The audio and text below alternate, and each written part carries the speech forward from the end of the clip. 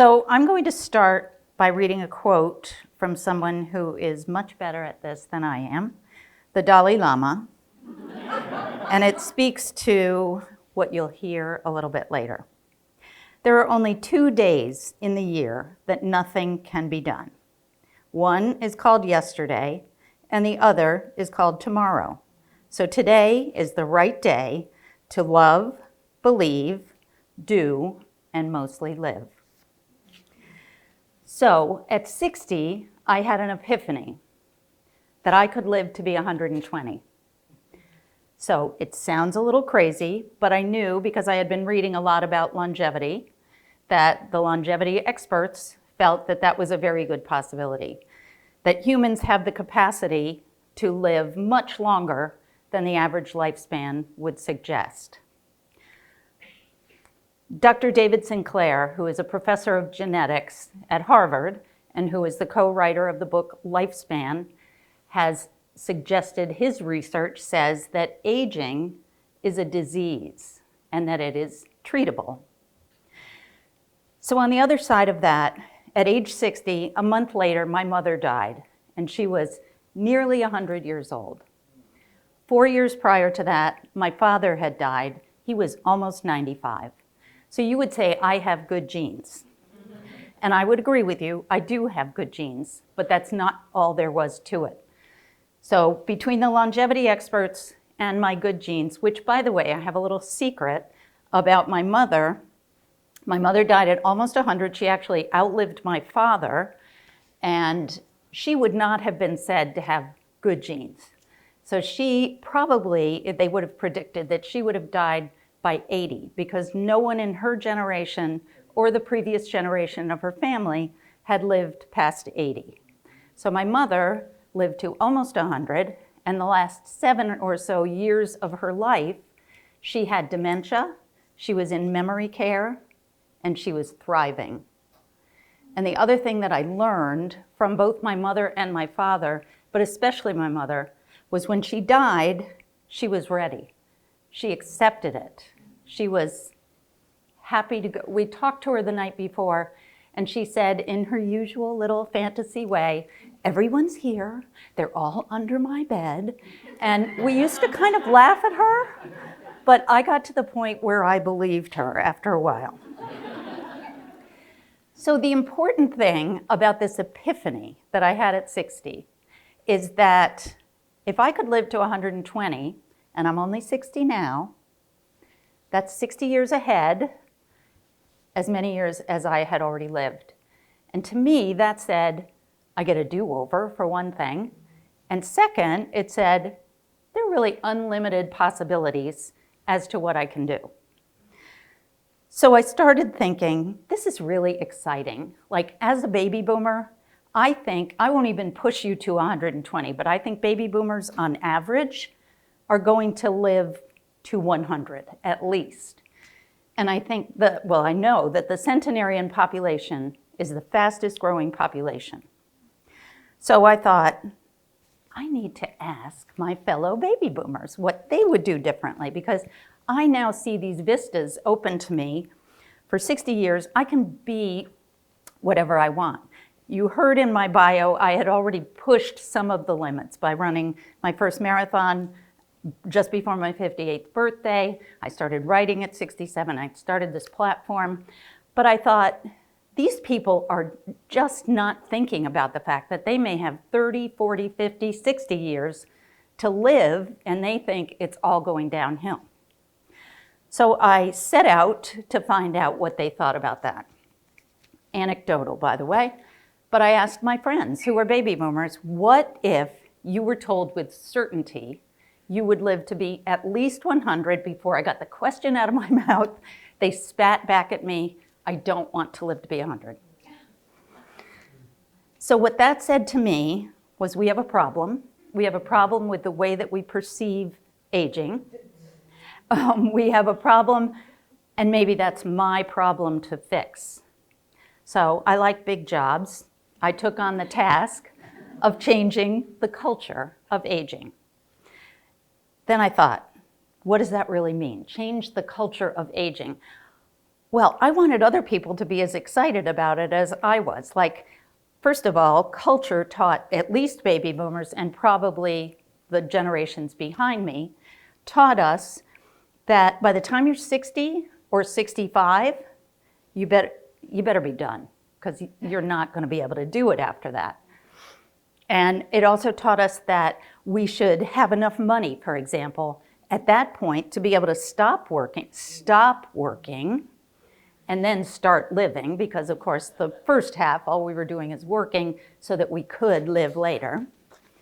And so we all came into our 60s with this idea that we should have already saved that much money, and now it has to take us another 60 years.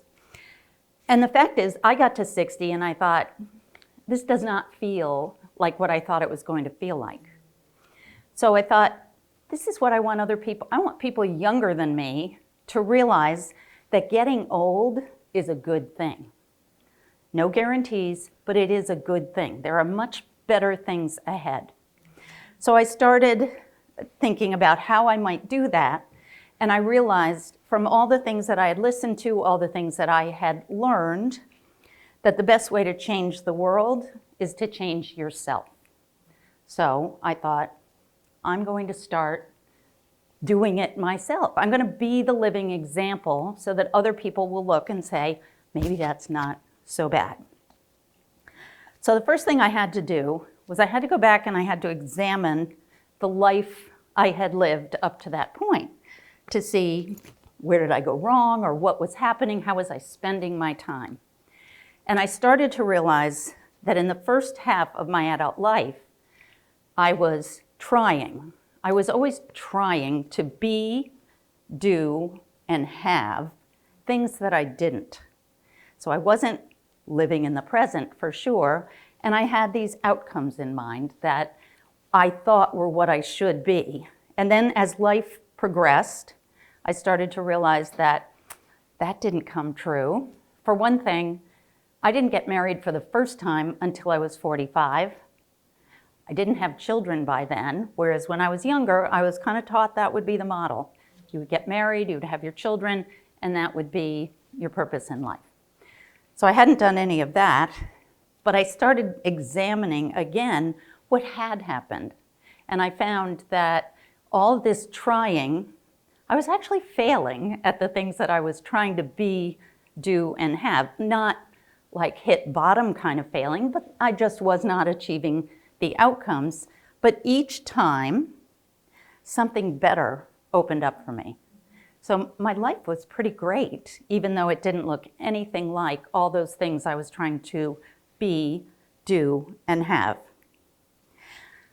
The other thing I started to notice, and I had to look back to really recognize this, what I started to notice was that when those failures occurred, if you could call it that, if I was trying hard to get a specific outcome for something and I didn't achieve it, I would kind of fail.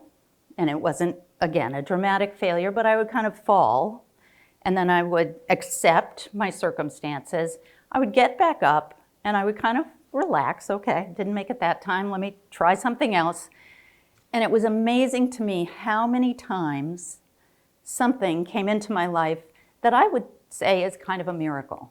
So it was almost like the less I tried, the better things went. So I realized also on the opposite end of that, the harder I tried to get these things, the harder I fell. So I'm starting to see some kind of a pattern here. So I started thinking, I started doing the things that I had talked about before. So I had run a marathon at 58. I launched my platform at 67, which is 7 years after I had this epiphany. Gracing Agefully, the mission is to change the culture of aging, which is what I was talking about and what my epiphany taught me. But one other thing that I really started to understand was that in the first half of my life, I was not driving the bus. So all of those things that I was trying to be were the world and culture and family and friends telling me this is what you should be. and I was not driving that particular bus. But when I had this epiphany and I started making these changes in my life, I started driving the bus. 9 years later, I'm still driving the bus. But there is something that's really important about the epiphany that you may not have picked up when I first said it. When I had the epiphany at 60, that I could live to be 120, the biggest part of that was I was only halfway. Halfway is a mindset.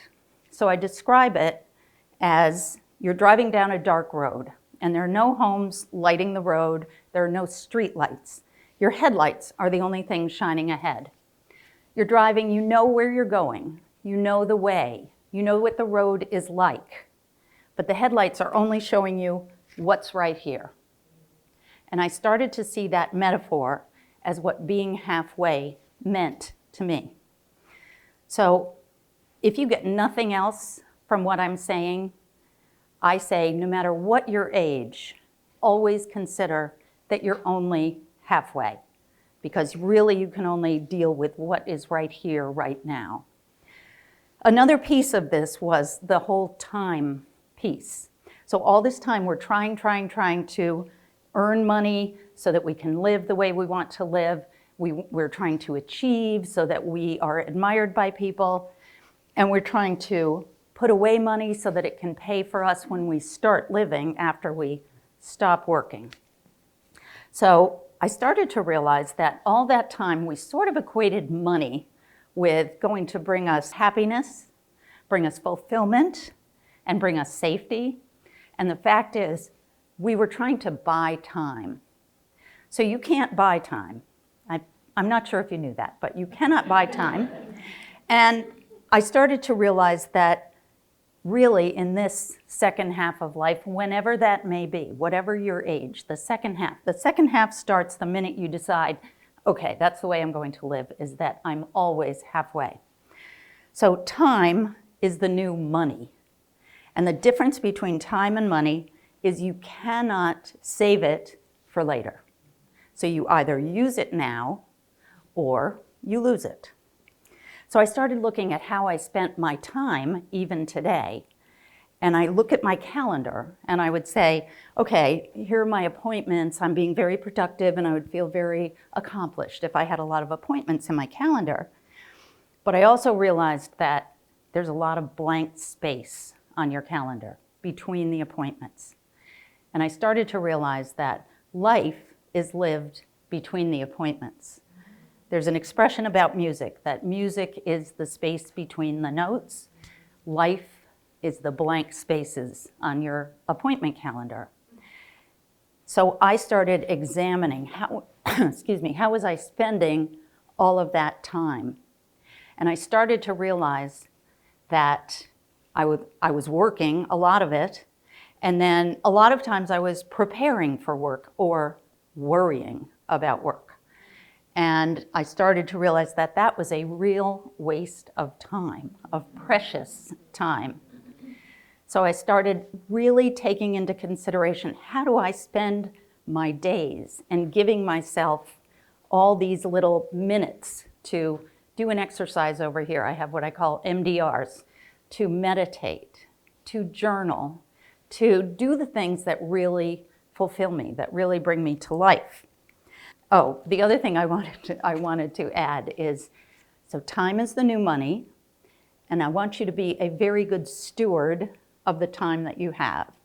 And it's only today, just like the Dalai Lama said.